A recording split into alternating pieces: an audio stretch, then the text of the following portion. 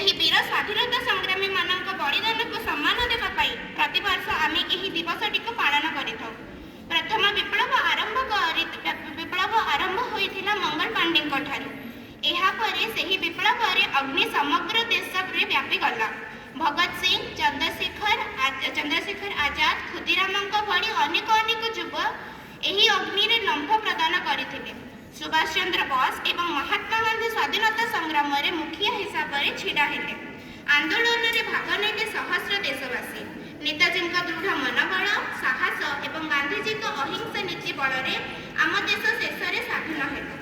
ଏବେ ଆମେ ସମସ୍ତଙ୍କର କର୍ତ୍ତବ୍ୟ ସ୍ୱାଧୀନତା ସଂଗ୍ରାମମାନଙ୍କ ବଳିଦାନର ଫଳ ଏହି ସ୍ୱତନ୍ତ୍ର ଦେଶରେ ସୁରକ୍ଷିତ ରଖିବା।